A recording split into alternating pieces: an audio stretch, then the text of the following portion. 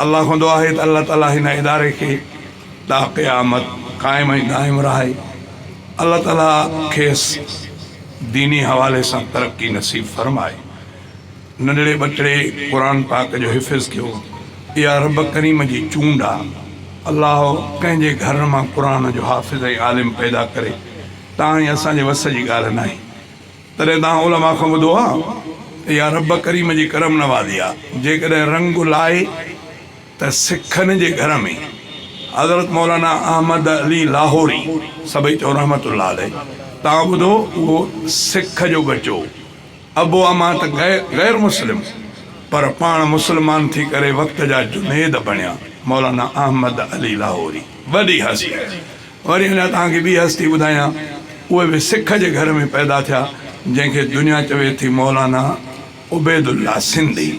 मौलाना उबैदुल्लाह सिंधीअ जहिड़ो माण्हू, एॾो मुफ़क्किर, अल्लाह ताला जी करम नवाज़ी आहे। जंहिंखे नसीब करे जे सिखनि जे बचनि खे वक़्त जो इमाम बणाए, तॾहिं बि रब जी मर्ज़ी आहे। पर जेकॾहिं रंग न लाए त कंहिं वक़्त जे वलीअ जे पुट खे दरबदर करे, कंहिं नबीअ सुहिणे जे बचे खे बि दरबदर करे, त रब जी कुदरत आहे। रब मर्ज़ीअ वारो को उनखां पुछण वारो कोन्हे।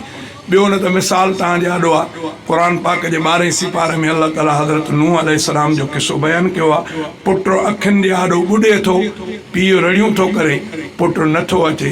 अल्लाह खे इन जी परवाह कोन्हे त नूह तुंहिंजो पुटु आहे, तूं त नबी आहे, पर तुंहिंजो पुटु आहे, फरमाइस इन जे लाइ मूंखे बि न चइजां त रब। हालांकि नूह अलैहिस्सलाम रड़ियूं कयूं, क़ुरान पाक अॻियों पियो आहे, इन में लिखियलु आहे, वनादा नूह निबन, पंहिंजे पुट खे रड़ियूं कई, चई त या बुनैया अरकम माना वला तकुम मअल काफ़िरीन, पुट भॼी आ मूंसां ॿेड़े में सुवार थी, काफ़िरनि सां न, काफ़िरनि सां न। पुट तो छो चई त हे ॿेड़ो मथे हलंदो, सभु कुझु ॿुॾंदो, जेके ॿेड़े में हूंदा बचंदा। पुट तो चए त काल सावी इला जबली यासमुनी मिनल मां, हे वॾो जबल आहे, इन ते चढ़ंदो, जेको पाणी ईंदो छा, इहो पाणी खां मूंखे बचाईंदो। नूह अलैहिस्सलाम तो चए त काल ला हस्मल यौम मिन अम्रिल्लाह, अॼु अल्लाह जे मामले खां कोई न बचाईंदे, इला मर रहम, पाण कंहिं ते रहम करे कंहिंखे बचाए त ॿी ॻाल्हि आहे, न त अॼु बचंदे न।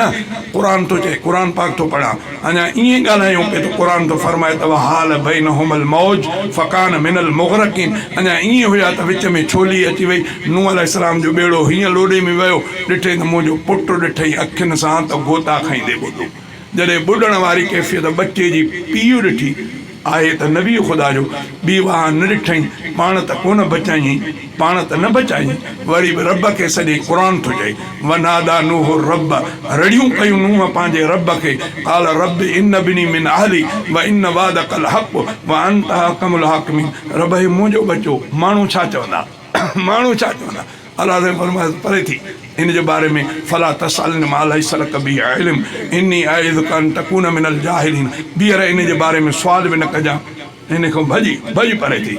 अॻिते लफ़ क़ुरान पाक आहे। मां अल्लाह खां दुआ थो कयां त अल्लाह ताला तव्हां ई असांखे सम्झ अता फरमाई आहे, तव्हां ई असांखे अल्लाह घुरियो आहे। तॾहिं 1400 साल खां पोइ इमाम लंबिया जे मथां कलमो पढ़ी बि मां मुस्लमान बणिजी पिया हूं, वरन त वक़्तु त इहो नबी से पाण मौजूदु हुया, अबू जहल मौजूदु हुयो, अबू लहब मौजूदु हो, इहे वॾा वॾा काफ़िर मौजूदु हुया।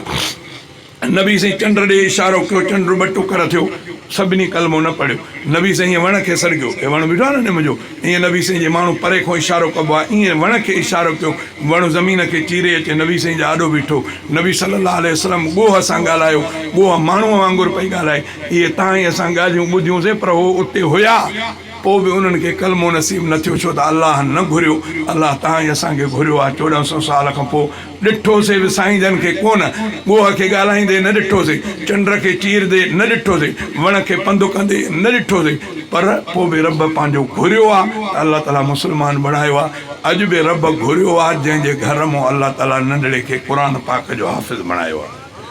हदीस में ईंदो आहे, साईं जन फरमायो त ज़मीन जे तख़्ते ते जेसिताईं क़ुरान पाक हूंदो तेसिताईं क़यामत न ईंदी।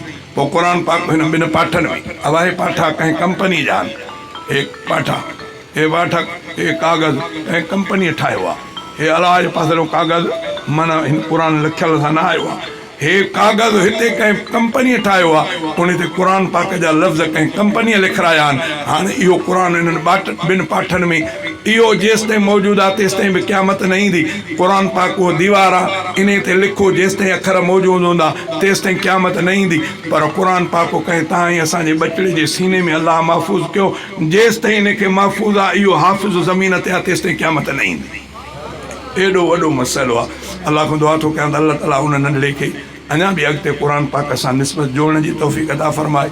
अलाह ताला उन्हनि जे अबे अम्मा खे इंशा अल्लाह सोना ताज पाराईंदा। पोइ माण्हू दाहूं कंदा त काश असां बि पंहिंजे बच्चनि खे क़ुर मार पढ़ायूं।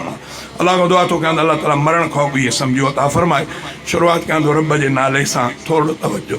मिठा मालिक तूं ऐं ख़ालिक तूं, मिठा मालिक तूं ऐं ख़ालिक तूं, महबूद बि तूं अल्लाह बि तूं, मुहताज पैगंबर पीर सभई, मुहताज पैगंबर पीर सभई, आहीं बारी बेपरवाह बि तूं, मिठा मालिक तूं ऐं ख़ालिक तूं, जंहिंखे कीन घुरे, जंहिंखे कीन घुरे सो कीन वरे, तोड़े गौस नबी तलकीन करे, भला कलमो अबू जहल कीअं भरे, जंहिंखे पाण करे गुमराह बि तूं, मिठा मालिक तूं ऐं ख़ालिक तूं, रखे आब आतश हिक चीज़ अंदर, बीबी आसिया खे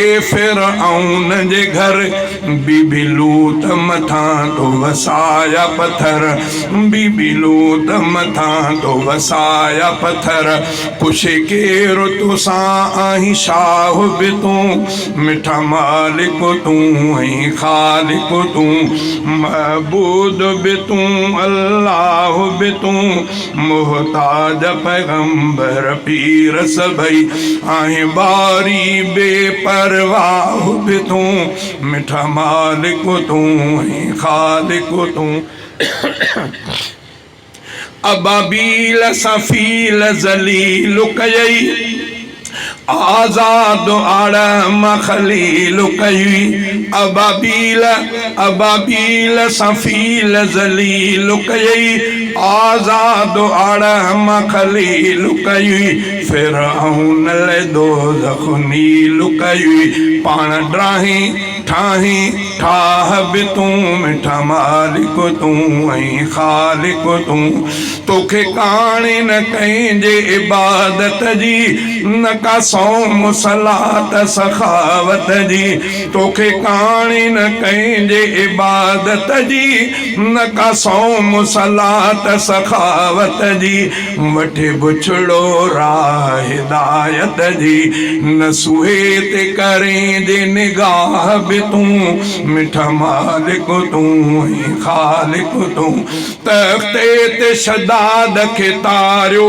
कहें, खीर शींहण जो तंहिंखे प्यारियो कहें, तख़्ते ते शदाद खे तारियो कहें, खीर शींहण जो तंहिंखे प्यारियो कहें, गिड़ियो कीन अदन में मारियो कहें, मगरूर करें त तबाह बि तूं, मिठा मालिक तूं ऐं ख़ालिक तूं, तुंहिंजे कुदरत जी कल कान पवे, तोखे सूअन नाला न मनवे, तुंहिंजे कुदरत जी कल कान पवे, तोखे सूअन नाला न मनवे, छा सारह आज दुकारो करे, ॾींदे चांडे खे पांद पनाह बि तूं, मिठा मालिक तूं ऐं ख़ालिक तूं।